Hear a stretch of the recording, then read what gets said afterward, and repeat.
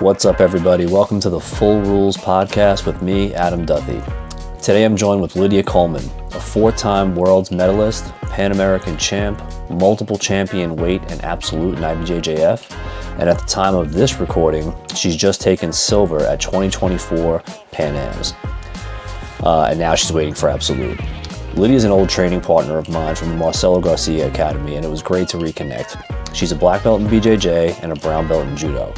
Along with her husband, Leo, they are the head coaches and owners of Rolling Bear Jiu-Jitsu in Kenilworth, New Jersey. This was a great talk. We had some technical difficulties early on. We had to switch over to Zoom, and my mic, I think, was not hooked up properly. I sound like I have a speech impediment. Lydia sounds great, and I think this is a great talk that you guys are going to enjoy. So let's get it.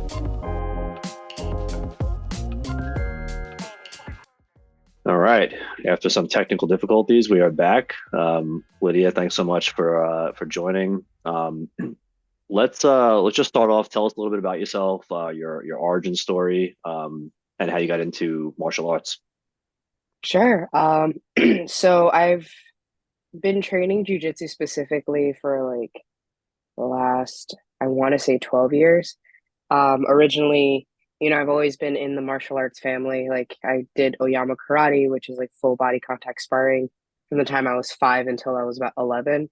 And then I actually have a black belt in Taekwondo that I got in college, but it was part of a physical education requirement. So this way, whenever I was in my off season, I didn't have to go to the weight room. Like in college, I was the laziest person ever. I'm so embarrassed to say I did not want to pick up a weight, didn't want to work out. So I said, I'm going to do Taekwondo, have this like fulfill my off season requirement. And then, yeah. But ever since I was like small, I've always been into like striking and fighting. I guess I've always been like a scrappy kid. And then one day I was actually taking a Muay Thai class at a UFC gym, and I was just, hitting the bag a little bit. And I saw two dudes just rolling on the floor, and that was it. It was love right there. Awesome. So we know each other from the Marcelo Garcia Academy. Was that your first gym, or did you train someone else before that? No, actually, I started training at I took a couple of classes at the UFC gym in Long Island, and I was under Brandon Adamus, who is now, I believe, like the head coach over at UFC Wayne. But then I transitioned myself over a little bit to MMA. So I was studying MMA and grappling, like for MMA specifically, with that, believe it or not, Plinio Cruz, Alex Pereira's coach. And yeah, I started there many moons ago, and it was always interesting because I was only the girl in the room, but it was a big push that I needed. And then after some time, work schedule changes and stuff, and I was bouncing around a little bit just because I also have a 9 to 5 outside of my martial arts life. So work schedules kind of conflicted with my training, and I ended up getting my blue belt from Eric Tavares, who's also a very old school Vale Tudo guy. But then again, his schedule and my schedule just didn't sync up. So then I ended up transferring over to Marcelo's, I think in about end of 2016. So you got there as a blue belt? Yeah, I was there as like a brand fresh new blue belt. Yeah, I think that was me too. I think I was like a two. We didn't do stripes in my first school, but I was like near like a two-stripe blue probably when I got there as well. You mentioned there weren't a lot of other women in the scene. Can you talk a little bit about, you've been training a while. Has that shifted? Have you seen a shift, more women getting involved in combat sports, or not? So, in my perspective, I feel that it just depends on which gym you're at. The gym where I received my black belt, I'm a black belt under Fiona Watson. She is also a female black belt, which is great. That was important to me, right? Like who I got my black belt from was very important. And it just happened to be this chance meeting of another lifelong martial artist who happened to be a woman. And it was great, like we just connected and I was able to transition there. But so her gym does a really good job of creating a safe environment for females, and not safe with like the whole toxic masculinity culture. Like that's not a thing to me, right? Like it's just very old school, and I know I might get flagged for it, but like in a lot of sense, like boys are boys and girls are girls, right? Like you Hmm. just can't necessarily always mix it. So Fiona has done a really good job of developing that. So I think at her gym, she has over 30 women training and actively competing and everything. So it's increased in that vicinity, but also in a lot more old school style gyms. I don't see a lot of women training, which is also okay too, because, there's different pressures coming in from different types of schools of thought. Yeah, totally. I actually have someone kind of in the works coming on who I met at this like ecological dynamics for submission grappling seminar a couple weeks ago, and she's actually writing her thesis on women's safety in MMA. And so I'm interested to kind of get that take and kind of see Mhm. how that kind of gels with just most women's experience. Because like I've been a part of some some gyms where it's just like sometimes the culture is just not conducive to a certain type of environment, and it can be challenging. I think it's essential for gym owners and whoever's listening to this podcast who's a gym owner, you have to make it less of a bro club and really try to make it just a jujitsu club, right? And it's kind of hard because as humans, we click off and we develop our own groups and friend groups. And not that I'm saying to not have that culture, right? Like you can have that with your friends, but when we're training together, there's a vast difference between my training and your training, right? Like for example, I'm a 165-pound female. I'm not going out there and smashing a 115-pound female. It's just courtesy, right? Same Right. way as I would expect you, probably a little bit bigger than I am, a little bit heavier, a little definitely stronger. I wouldn't expect you to go 100% and just smash me with your best technique, right? You have to train intelligently and you have to make it safe training, I guess, in that sense, right? Like you just have to be mindful of like your size, your technical ability, and the other person as well, right? Like if I'm a black belt, I'm not going against a white belt and going competition mode, right? That's not safe. It's not smart. He or she probably won't know how to tap or when to tap or what feels weird, right? Yeah. Just it's just the safety approach of things.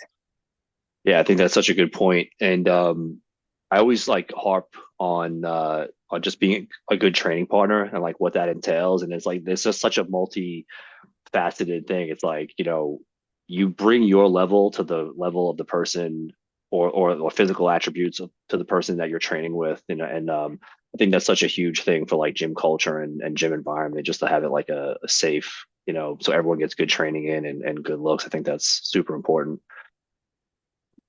Um, what's one idea in combat sports that you think the majority people get wrong? Never taking a rest day. Never taking a rest day. Can you elaborate on that a little bit? So people tend to forget when we're young that we actually are mortal and we are flesh and bone and flesh and blood. And when things go pop pop, you're probably not going to feel so good in the morning, right? Your body, while a tool for this workout, on and off the mat, right? But we'll get to off the mat conditioning in a little bit.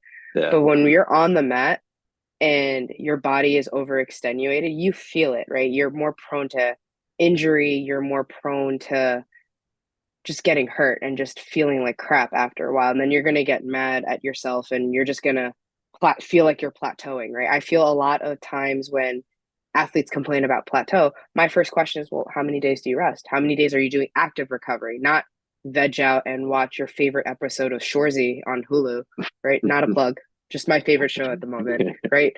Um, you're not sitting on the couch watching Hulu, right? You're going to hot yoga or you're doing resistance band or doing resistance bikes, right? Like how many days are you giving yourself time back and active recovery? How many days are you doing 3 sessions a day? How many days are you only doing one or two or one session and then again an active recovery session? So that's always my first question, guys. You have to take care of yourselves. Your recovery matters. I do not condone nor do I believe in training until the last like 45 minutes until comp. It never worked for me. It only psyched me out even more. And I feel like I got more injured doing stuff like that than when I was fully relaxed and taking time off. Yeah, it's interesting because like combat sports are unique in the sense that it's like it's voluntary, right? So like people can show up as much or as little as they want to, depending on their goals. Whereas like team sports, you have the dedicated practices, the dedicated recovery times kind of baked into Right. the whole thing. But with us, and we're like all, psychos, like we're just like, all right, one is good, two is better, right? And so I'm just gonna like Yeah. show up to as many classes as possible. I've definitely been guilty of that. Have you ever suffered any like injury? How did you learn this lesson? Is basically what I'm asking. Like, did you learn the hard way, like I did? Yeah. So actually, it wasn't necessarily injury. I recontracted mono in October Oh wow. because my immune system was completely worn down, right? So what happened was in in June I did so I also cross trained judo and I also compete in judo as well. Hmm. June I had one or two judo tournaments. July I had an intensive training camp in the beginning of the month to get ready for the US Open for judo. I had the US Open in end of July. Beginning of August I had whatchamacallit. I had the New York Open, then barely gave myself any time of breaks, any time of recovery, just continued to train through all types of sinus infections and sickness, and went to Worlds. Right after Worlds, I had another judo competition. Right after that, I had the Charleston Open. And then after the Charleston Open, I felt like I got hit by a truck. And I could not point my finger in it as to why I was so exhausted. I thought it was burnout. I thought, man, something's going on. Then I started getting a pain in my left rib, my left lower rib.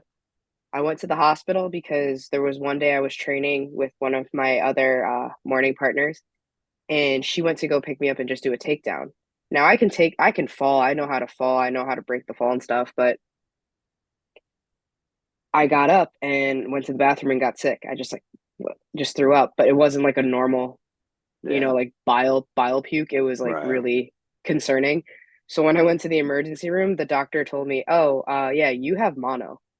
I was like, "How the hell did I get that?" I was like, the first time I got it, I know how I got it, but I'm married. Like, unless Yeah. my husband has some explaining to do. Yeah.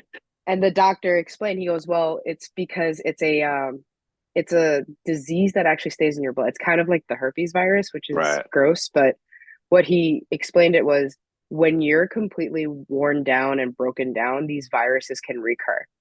So I was on strict orders of 8 weeks, no hard physical activity, no hard lifting. I had to stop lifting heavy. I had to stop jujitsu and I had to stop judo. He only cleared me to teach, but I wasn't allowed to roll. I wasn't allowed to do anything. And that was the hardest 8 weeks of my life. And in that time frame, I gained so much weight because I just wasn't moving and I was just whatever, I'll deal with it later. I'll deal with it later. And I was just eating and eating and eating. And it really did cause a problem for when I did want to return. Yeah. Yeah. I think that's such an important thing to discuss as well because like we don't, combat sports are like notorious for just more is better and just kind of like suck it up and just get out there, rub some dirt on it and get back out there kind of like attitude. And like I still to this day don't even know what happened, but like I think it was I was getting ready for one of the opens and I was at work with a client and I nearly just fainted.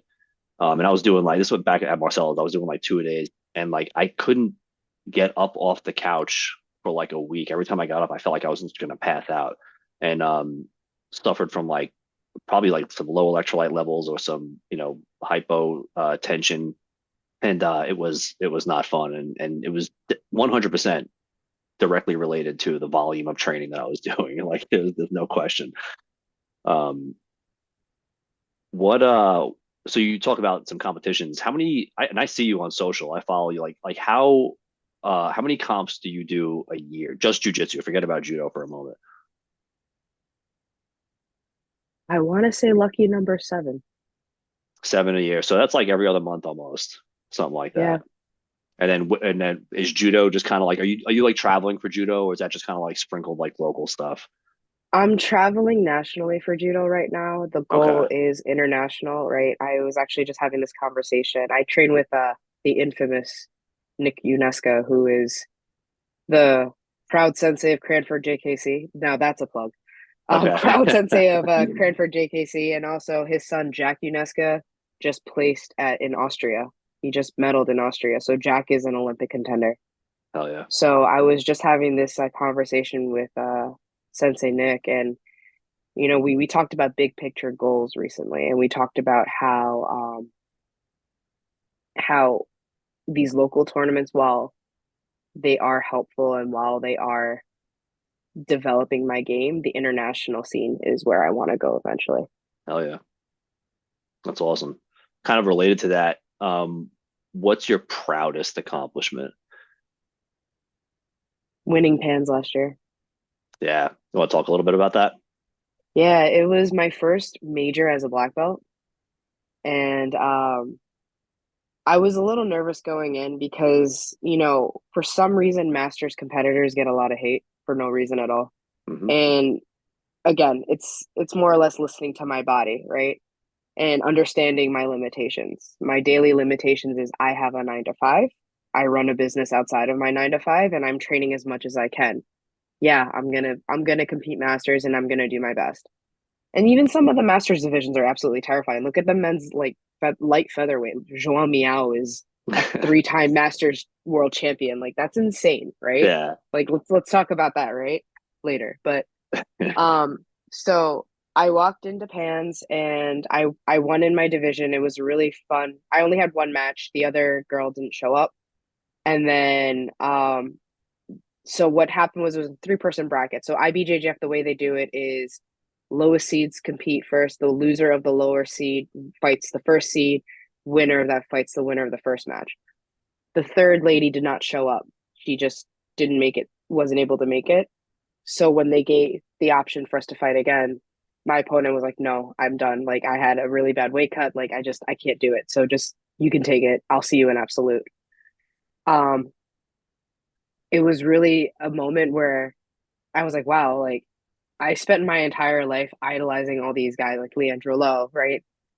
Bernardo, Marcelo, Mateos, even like Munch and Dylan, right? Just like watching these guys, like I remember when they used to all leave for Pans, right? Like they Yeah. just train, train, train, train, train, and then they would just all leave for Pans and they would all come back, and it was like such a great moment.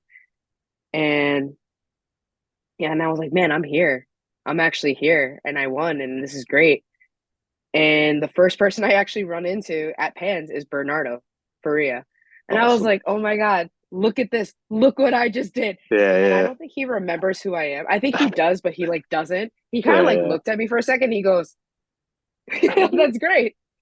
And then and it was really cool. Like I went into Absolute as well. I had 2 matches in Absolute. And then I knee barred my first match, like, and I felt like really good, really confident. And then I just Oh had yeah. like a really bad luck at the draw for my second match, and I lost by points. But it was just such a good moment, like walking in saying, hey man, like I put all the last, like, let's say like a third of my life, I just put the last decade of just working hard, and now here I am. And essentially I worked smarter than I did at like blue and purple. I mean, you remember how I was as a blue belt. I was always at the gym. I was always Yeah. there, right? Like you said, like one is good, two is better. I was always Hmm. there. If I wasn't drilling, I was in class, and I was just trying to catch up and trying to make it up because I'm older, right? Or I Hmm. was at least older. So I'm trying to make up for the gas tank by showing up more and just remembering those days where I was just like striving so hard to just like work, work, work.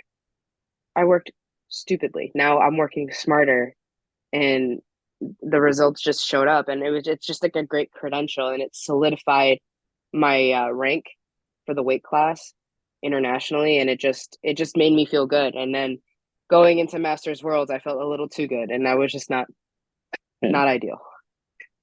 That's awesome. So we got Pans coming up in a couple days, so you're going to defend your title here. I'm feeling good. Yeah, Yeah. I'm feeling really good. I have 2 matches. I hope I have 2 matches. Yeah. I hope all my entire bracket shows up and there's no injury. May they rest Yeah. and do well, Yeah. and give me one hell of a bracket. Yeah, it's funny the shade people throw on you for the masters. It's like, do you know how fucking strong these people are? Like, it's like I've competed adult, I've competed masters. Like at least in the dudes, like the masters guys are like they put like those dad hands on you, and it's just like it's so much. You feel like you're just so much more to overcome than like these young kids who are just kind of flipping out and moving all over the place. So you also have to think too, a master's competitor. So for example, João. I train with Paulo and João as much as I can, right? Whenever I have the opportunity to go, I go. Let me tell you something. When you think you have something on them, they're already thinking of how to finish the round. Yeah, And like they've been training since they were really young, right? I think they were like 13 or 14, right? Um, training. And man, you just get into that room with them and you're like, crap, like I don't know what I'm doing. And then it's the same thing. Like when I was at Masters Worlds, my first round, she's a second degree black belt. So that means she's been at least a black belt for at least 6 years. Add that to the time she was training from the time she was six, right? So what, 25 years total training to my little 10? That's really cute. She's doubled my time. She's done all she had to do. She started a family and now she literally won weight. No, she got silver in our weight class and then she got gold in absolute. Like it's insane yeah, how who you meet at the masters division. And again, it's all the flack that everybody gives us because oh, it's masters, it's only 6 minutes. You spend 6 minutes with Emily Kwok, right. and then you can tell me. And then you Right. can tell me. I have an opinion about like belt ranks in general, and I think belts are. I don't have like a negative opinion about belts, but I do think that jujitsu comps and I guess maybe like kind of all kind of belt related comps should have more of like an ELO rating, kind of like chess.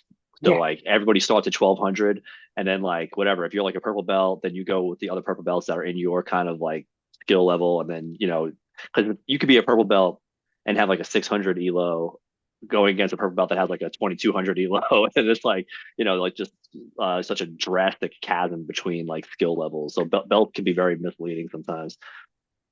Um, Yeah. so you, along with your husband, are the head coaches at Rolling Bear, which is your gym.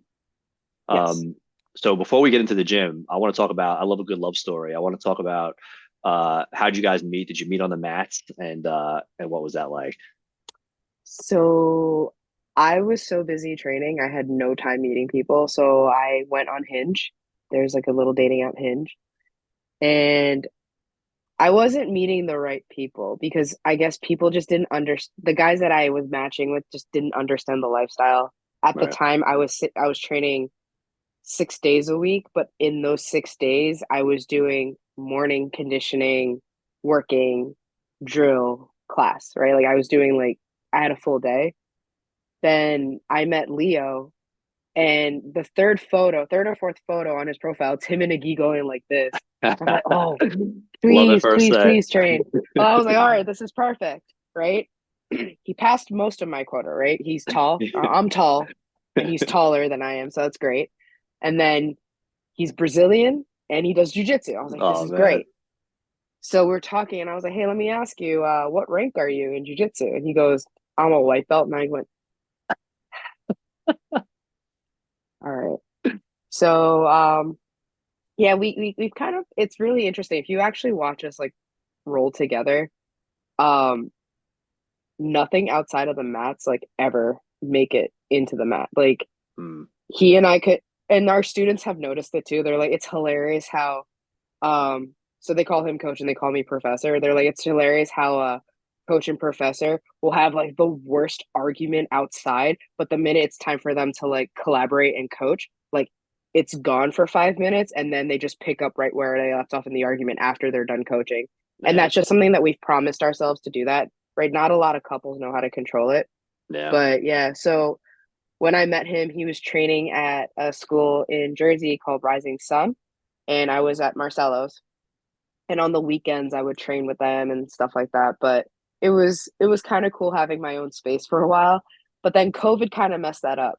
So then yeah. we started training together and started doing drills, and everybody with a set of mats did that for COVID, right? So After a while, we just transitioned over to Notorious, and then we were giving an opportunity to start our own program. So here we are. That's awesome. And how long has Rolling Bear been kind of rocking and rolling? 1 month, 1 year, and 3 months. Okay, hell yeah. Kind of like which actually kind of leads perfectly into this next question. So like we kind of talked a little bit offline about this, but what do you think makes like a good gym culture? I feel open communication and understanding people's boundaries and setting those boundaries right away. There's different people with different viewpoints, especially in today's age, right? Like everybody has their own little opinion about everything, right? Hmm. I think cutting cutting that negativity right in the bud, the minute you see it, right? Heavily emphasize, hey guys, like we're a community, we're working together, we're collaborating, right? Like just think of it like a giant project. We're working this, our end goal, our end product, or here I am with my Hmm. details, but our end goal, our end product is to get better at the end of the day, right? Like you're joining as a white belt eventually. If you ride with me, work hard with me, you will see the day you get your black belt, right? Our end goal is to have that rebirth at black belt. And I think we have it really good where my students get along very well. And if something bugs them, they're not shy to go be like, hey man, like listen, I really didn't like that joke that you made. Or hey, now that we finished training, now that it's all out, like can we have a conversation outside because I didn't feel comfortable. Like we have like a very open communicative group of guys, well, students. Hmm. And I'm very lucky and I'm very happy because that's something that has to start from the top, right? Like if they see that Leo and I are always bickering and arguing on the mat and just being like really rambunctious and argumentative, that's going to trickle down into your students. But if Yeah. they can see that we're literally checking all problems outside at the door, and the minute that door closes, we're in, we're laughing, we're joking. We want to contain that culture. And that's how it's been at Rolling Bear for the last year. No matter what happens outside, we come back in, we're smiling, we're having a good time. Some days I do like my standard games, and that's when they think that I'm in a bad mood. I was like, no, man, this is me in a good mood trying to help you get better. Um, yeah, it starts from the top. You have if the minute you have your own business or the minute you have your own group of people, your own tribe, your own community, you have to lead from the get. You have to set that. Yeah. Yeah, I couldn't agree more. Um, I like that you mentioned a few times already that you keep whatever the outside stuff off the mats. I genuinely believe that like not to get all like woo woo, but like the mats are kind of like a sacred space, and it's like we're doing something ancient when we're on those mats, and it's like I don't know, just all that stuff needs to just stay off of it, and I think that's why it's why people train like 3 times a day because like they love it, they love that Yeah. environment. Um, what what is your spiciest opinion that most people disagree with? It's okay to have romantic relationships as long as you set boundaries and set your expectations of what's going on. Can you elaborate on that a little bit? So yeah, like there's definitely a lot of cases where there are, of course, bad guys, good guys, right? There are black belts that do prey on white and blue belts, right? Like we've seen it. Hmm. It's all over the news these days, but there are black certain like people that prey on like the newcomers. It's like fresh meat. It's kind of gross, but Yep, that's it. very. But if you're able to be adults and maintain an adult relationship or even have that bloom into a romantic relationship, it can work out. Yeah. But it also has to be discussed, right? Like be transparent with your instructor. Like come up and be like, hey, like me and so, like we started seeing each other. We're taking it slow. Like you have to be mature enough to understand that when you're on the mat, you're on the mat. You're not in high school. This isn't the lunchroom. Like this isn't like your fun for now. Like this is something that hey, like it can work out in the long run. Like I've seen plenty of relationships like go very far, right? Like look at Raquel and Renato Canuto, right? Like Hmm. they're together. They run a good school. Um, Jerry Mizuta and Bruno Malfacini run a good gym. Like Fiona and Casey run a good spot. Me and Leo do really well. Like it's just Hmm. understanding and developing as adults rather than this is my fun for now. Because if you are utilizing your mats for fun, but now you need to leave. You need to go. Yeah. Like that's not appropriate. It's not your space, you know. But if you just so happen to run into somebody that's like, hey, like not only do we have jujitsu in common, but we have like all this other stuff in common and we Hmm. really like each other, I think that's okay. Yeah, that's an interesting take because like people um kind of go so far into the opposite extreme a lot of times because of like some of the slimy stuff that goes on. And it seems like a few bad actors kind of, maybe spoil it for everybody. So that's an interesting take. And I like that you mentioned going to the head coach and talking, almost like going to HR and just like letting them know, like, hey, like we started seeing it. You know what I mean? Like that's a good kind of get the whole community involved. Um, Yeah, I mean, hey, you spend, if you think about it, right, you're spending at least 12 to 20 hours a week with these people. If you're not comfortable enough, like, and I'm not talking about these like giant schools, right? Like Henzo's, Marcelo's, Unity, like obviously, like probably more than likely they're like, okay, whatever, you do you. But like in a smaller gym environment, it happens. We're humans, right? Like we are just balls of emotions and mhm. attraction. We're animals, like that it happens, right? Like if you have a good rapport with your instructor and if you don't make a habit of just like sliding right next to the new person that comes in, you know, then it's a conversation, right? But then again, right, like flip side of the coin, if you know that this particular person, or like let's say if you know this particular upper belt has a reputation for that, then you pay attention. It's your job as the head coach to pay attention of, hey, yeah, just let's keep an eye on that for now. You know, let's see like what's going on there, right? Whereas Yeah, it's different when two people come up and saying, "Hey, this is what's up." It's not necessarily asking for permission, but it's just so that people are aware, like in the event that there is an issue, like okay, like they didn't just leave to leave, like they just left because it eventually became socially uncomfortable, right? But yeah, it's again boundaries, right? Like respecting and understanding boundaries. yeah, totally. And I think it's like really on a lot of the other upper kind of belts to, if there's some predatory behavior going on, to like pull the person aside and talk to them because I mean, when you've been around as long as we have, I mean, I've seen entire competition teams just get like obliterated because of some stuff like that, and it's just not a good vibe for the culture. I agree. Yeah. Um, Speaking of culture, so at Rolling Bear, what type of are you guys like kind of like really pushing comp type training, or is it more just like hobbyist kind of come in, learn a new cool skill? What kind of vibe are you guys setting in your classes? So we have a very interesting group of students. I want to say half of my students like competing, and the other half just come in because they want to learn how to defend themselves and they want to learn how to like lose weight and stuff. Yeah. But it's very funny though because my hobbyists push just as hard or if not harder than my competitors. There's there's definitely been cases where like even like I have a student who's 54 years old and I also have another student who's in his 50s as well and he's brand new to jujitsu and they're interested in just pushing the pace, right? And even like my competitors sometimes are extremely exhausted or dogged and my hobbyists just keep going and going and going and going and it's really interesting to see that. And what we've done, we've changed the structure in how we run classes in the sense where maybe like every 2 weeks we just go into just positional rounds, right? Like the standard game rounds or like ecological approach Hmm. in that sense.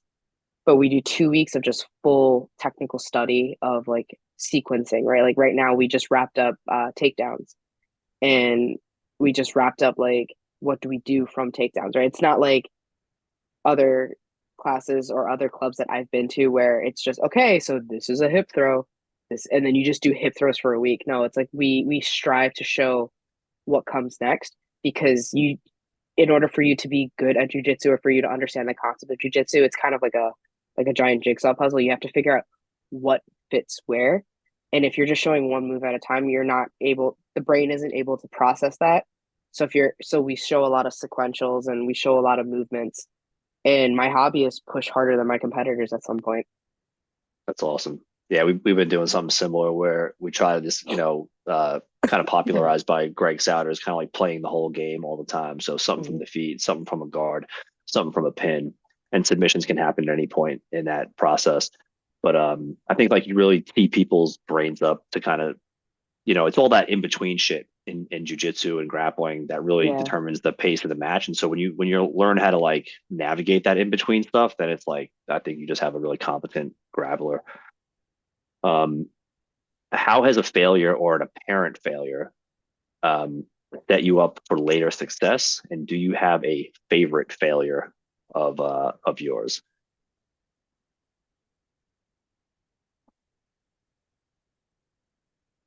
Oh, interesting.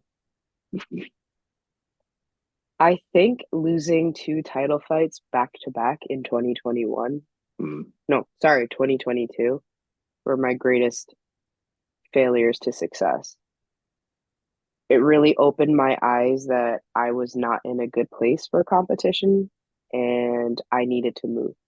mm, So, I had two title fights. I was a brown belt and I was competing against two very senior black belts, right? So the first one was Men of War. I fought against Bridget out of Henzo's.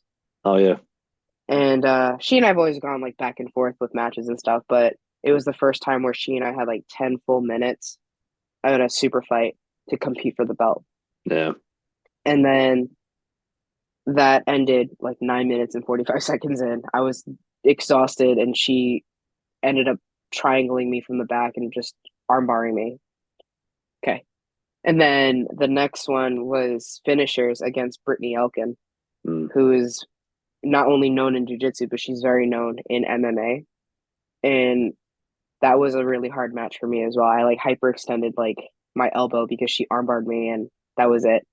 So mm. it taught me two things. One, I'm susceptible to arm bars and triangles, and two, even though I'm just a brown belt, like I'm pushing my pace and I'm doing my best to just kind of be out there with these competitive black belts.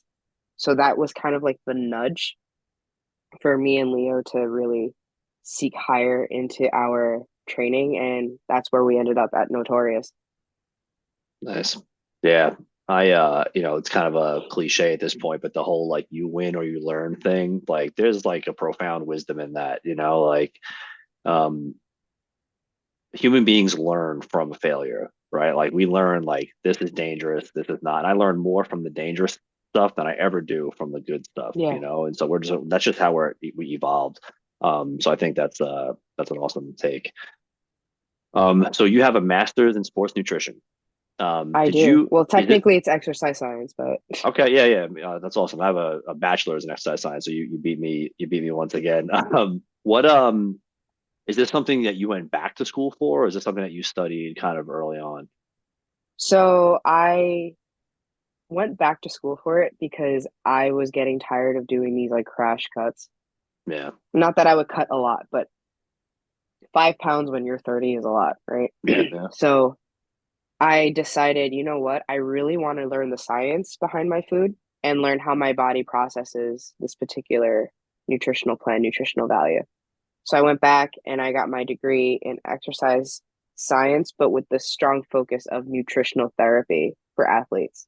Mm, And I did a 12-week study on four separate athletes for like my thesis and for mm. my final presentation of body composition when an athlete eats appropriately for the full 12 weeks, when someone eats like junk for six, and then when someone eats for junk for nine, Did and you seeing sorry how the, sorry to interrupt you? Did you get somebody to just eat junk for 6 weeks?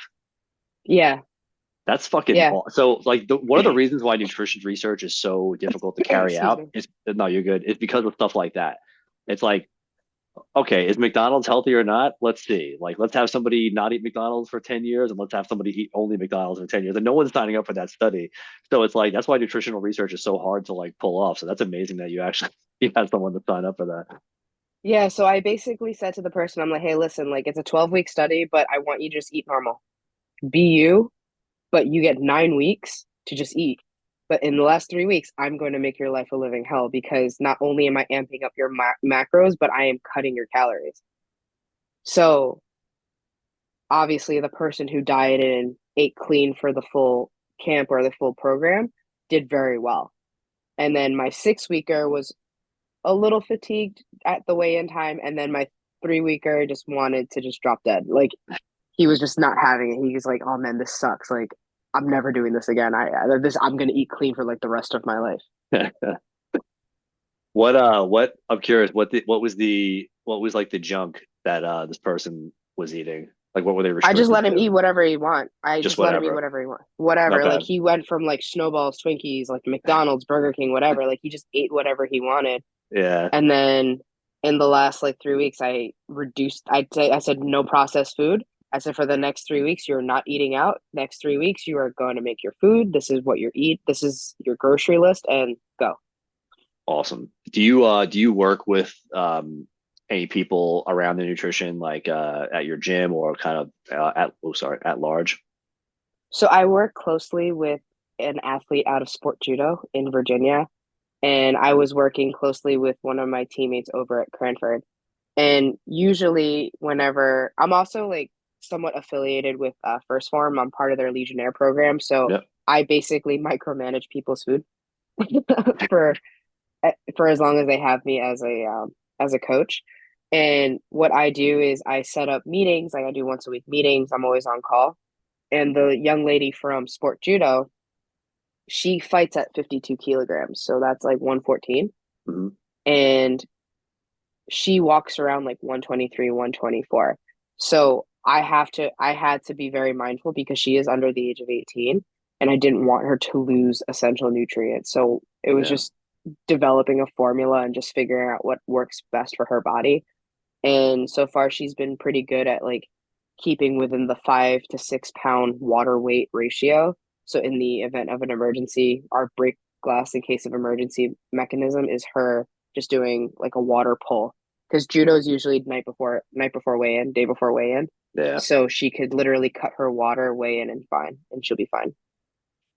What's your do you how close do you want people to kind of live relative to their like fight weight? I would prefer anywhere between 5 and 7 pounds Yeah, I agree. because there's something called floating weight, right? So that floating weight is your extra cushion, and especially for females at any given point during the month, we are up 5 to 7 pounds, right? Yeah. It's just biology. Hmm. So I prefer if they come to me 5 to 7 pounds. If you have a goal of losing 25 pounds, please don't come to me 3 weeks before because that's just not conducive. It's absolutely terrible for your body. You're going to wreck your kidneys. You're going to wreck your adrenal glands. It's just not healthy. Please don't do that.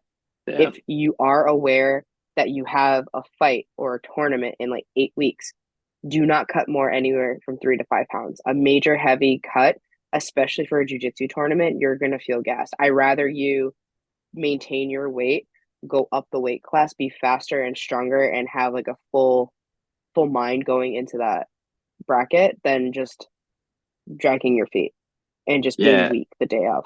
People have no idea like when you do the education like weight cutting is dangerous and like we're so desensitized to just the concept of cutting weight. It's just like a normal part of the sport and people don't understand like you could go through kidney failure Yeah. like dead like you know what I mean like it's not a joke. um so I think that's a really valuable service. I think not enough um combat athletes kind of really respect like how tough a weight cut really is on the body, and Well, people it's like you also are. there, but it's also the relationship people have with food these days, right? Yeah, In the 90s, it was absolutely horrendous for a girl to lift a weight, yeah, right? You had something called heroin chic, which yeah. is a physique that, like, for example, if you watch any TV show in the 90s, every single girl was pencil thin. They only ate salads. They did the Hmm. Slim Fast. They did Atkins. I think for a while the grapefruit diet was a thing. that's absolutely horrendous for you, right? Like, what Yeah. nutritional value are you putting into yourself? And then later on, when the fitness culture kind of shifted, right? Now we're coming back to that. Unfortunately, I've seen it a lot, especially in like the female like atmosphere, I guess you could say. Like that's that bubble. A lot of women want to go back to like heroin chic, and they're Mhm. seeing like, oh, like these actresses are thin and everything. You guys have to have a really good relationship for your food, and I can't emphasize enough. Food should be eaten to nourish. Food should not be eaten as a reward. What Mhm. do I mean by that? If I have a hard session, I'm not going to go to myself and I'm not going to drive through Wendy's and be like, hey, one large frosty, please. That's not healthy. That's telling myself and that's tricking my brain like every time I work out, I deserve a treat. Mhm. Really treat yourself as a nutritional reward, right? Like, hey, you know what? I had a hard session today, but I'm feeling a little tired. I have another session. Maybe I should have a steak, or maybe I should have some like potatoes with that, right? Like, be mindful in your relationship with food. I think people have lost that in the last like 20 years. And Yeah. even like when I was in high school in like the early 2000s, like late 90s, early 2000s, it, it was you had to be skinny. Mhm. Size 2, size 4 was great. Like you had to be skinny. Like that's not okay. Like you I mean, granted, I'm not saying not being skinny is okay. Like if that's your body type, that's your body type. Right, But the right. way that people were doing it, it's just eating disorders, like just eating a slice of toast for breakfast or having a really terrible relationship with food. We just have to do better. We just have to understand food's here to like nourish my body, and there's nothing wrong seeking out a nutritional expert and saying, "Hey, can you teach me how to really like do like a this or that?" Like I've done that before for a couple of people at work at my job. People have come up to me like, "Hey, is it okay if I have this yogurt?" I said, "It is okay, but are you willing to have like 40 grams of sugar for your strawberry yogurt? Right. Or are you okay to have plain yogurt and just doing 16 grams of sugar with a tablespoon of honey, right? Like it's just like a compare contrast thing. Yeah. I think for the athlete, it's not only nourishing, it's literally vital. Like we are taking so much out of the account doing a combat sport. It is like one of the most physically grueling, demanding things a human being can do. It's literally like, you're fighting somebody, Yeah. and like you have to put stuff back into the account if you want to perform well. And you're not doing that on a slice of toast a day, No, you're by any not. stretch. All right. So I think that's it for my questions. I just have a couple closing stuff. So two questions. So what can people expect from you next? I know you got Pans coming up in a couple of days. What are you forecasting anything beyond that, or is it just like, you got the eye on Pans right now? I'm retiring after Pans. Are you really? Whoa, big reveal. Okay. Okay. Yeah. Yeah, it was a very long thought out discussion that I've had. I might make a comeback in a couple of years. We'll see. Or maybe next year. But as of right now, I am done competing in jiu-jitsu. I need to focus on growing my school. Yeah. So I do have Pan Am's coming up. So that's why I'm really striving to win this one because it's my last hurrah. Yeah. I will be putting my black belt in the middle after Absolute. So I that's exactly what I'm doing. And then Wow. I have the US Open for Judo in May. But yeah, like I'm getting a little like heart flutters just talking about it because of just like how much I've worked and how much I've done it. Like I've come such a long way. Like I'm a four-time world's medalist. I won Pans. I'm a multiple champion, weight and absolute in IBJJF. I think it's okay to let go a little bit. Yeah. That's a hard thing to do, and it's I think it takes a lot of courage to do that with the intention and altruistic motive of like passing on all that experience to the people that trust you with their jujitsu. Yeah. Um, that's awesome. Wow, I wasn't expecting that. Are you hanging up judo as well? No. Okay, so you're still Fake gonna be goals. okay. All right. So we'll still see you out there.